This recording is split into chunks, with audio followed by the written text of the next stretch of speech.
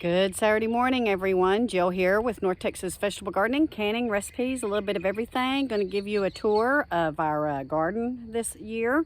And we're going to talk about the 10 inches of rain that's headed our way over the next couple of days. Oof. So here's one of the raised beds. We pulled up the lettuce. We still have some carrots. They're starting to come in very nice. And we've gone ahead and put some of our tomatoes in here. We have the mortgage lifters, the Tommy Toes, the Perrones, and we hope that we're going to get tons of tomatoes. We already have this year.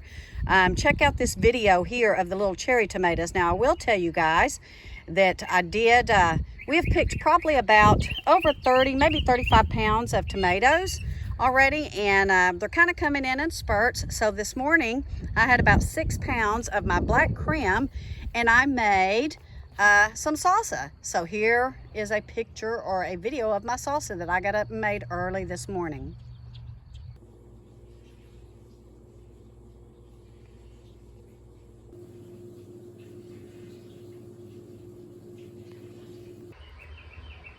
So food prices are continuing to skyrocket. It's never been more important that we try to preserve everything that we can out of our gardens, and that's exactly what we're doing. That's why I made that salsa this morning. We don't want to let anything go to waste. Come with me and let's see what's going on. So my bush beans are starting to look a little bit better in this high tunnel, but I'm still not real happy with their performance. I hope that they're going to kick out of this, but you know what, guys? It's going to be cloudy and rainy for the next 7 days, they're saying. We really need some good days of sunshine. So thank the Lord we're getting a full day of sun today, I hope. So I have a little bit of squash coming up in here in one of my raised beds in the high tunnel. You can see there, it's looking really good. I may have to do some hand pollinating, but we did see quite a few pollinators in here yesterday. Here is one of our Roma tomato plants in the wicking tub. It is starting to produce very beautifully here. Very excited.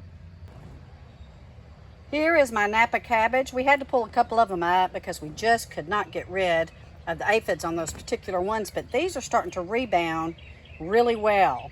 And let's come over here and look at my eggplant. Woo-wee, I got some beautiful flowers on this eggplant. And I've got some of that rocky top lettuce that I'm probably going to pull and eat this weekend, but look. My eggplant seems to be liking it in this high tunnel. So this is a first year for us, guys. We're seeing what prospers and what doesn't. Very few things haven't, but we are very excited. That second high tunnel's on its way. We should get it by the end of this month. This is some of my lettuce. Here is some kale. And here is some of my broccoli. This is gonna, it's starting to get too hot. I'm gonna go ahead and clip this off and go ahead and preserve it, save it. I'll probably blanch it and freeze it. And then this plant's probably gonna come up so I can have some more room for something else. Here is one of my kohlrabis, looking fantastic. So my husband got in here and he was able to make a trellis for all of my trellising plants, all of my vining plants, which are my cucumbers, my cantaloupes, and these black-eyed butter beans that seem to be coming up quite well. So we're gonna see how these go, but you can see here, I have some little pickles. This is my pickling cucumbers. They are looking beautiful. Got them up off the ground. Here are some of my cantaloupes. I don't really see anything coming in yet, but I expect to sometime this week. And these are my salad cucumbers. And I did see, yes, I did see some on these vines.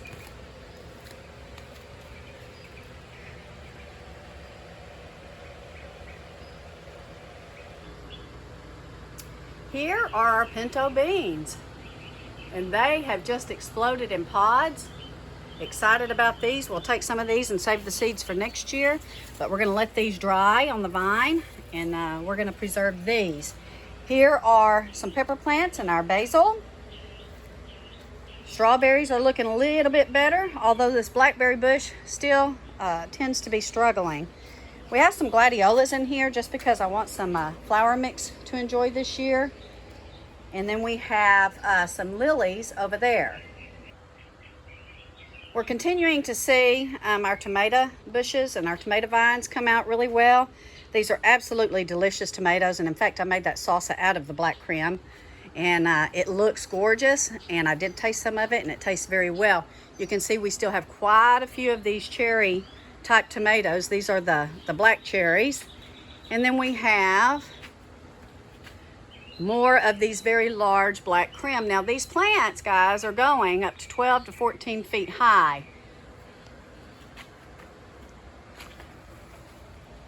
And we're getting these beautiful clusters of tomatoes. Our ginger seems to be doing quite well. I can't wait to see what this does. And here is one of my heads of cabbage. It is just about ready to pick. I'm gonna leave it in here maybe another week because we are gonna have cooler temperatures this week, and it will get a little bit bigger. And here is that Swiss chard, and I want you to look at the stalks of this Swiss chard. I started these by seed around August last year, and you can see it is bolting, and I will be harvesting this seed for next year. So our tomato bushes, or our vines here in these wicking tubs, are starting to prosper, and they're starting to produce some tomatoes. This is some of the Perone tomatoes, and look how big these plants are. They're going to get as high as those other ones that we've had going all year before you know it. So we have some mortgage lifters in here. We have some Romas, beautiful Romas. Here's some more Romas.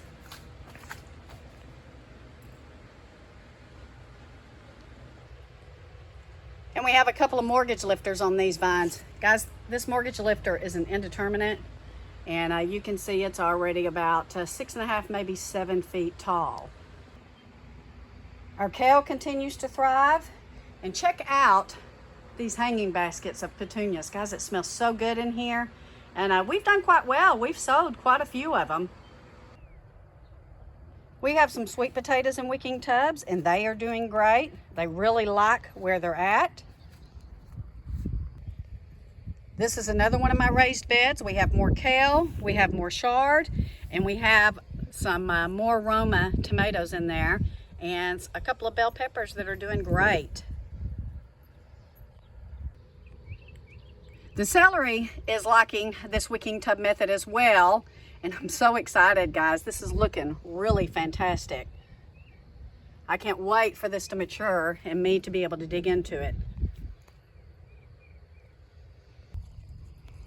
And what do we have here? We have a couple of beautiful sized pumpkins, and there's a couple more hanging on these vines. These are also in a wicking tub, guys. You can grow just about anything you want in a wicking tub. Look at that. We have watermelons in a wicking tub, and a couple of them. They are starting to prosper. They have really needed some warm weather, which we've had. But again, we're going to have kind of a rocky week with some severe weather. And then we have just some beautiful sunflowers coming up here in a tub that my husband started by seed. Everything we have, guys, has been started by seed. Look at this. This is getting ready to open up, and it's going to be beautiful.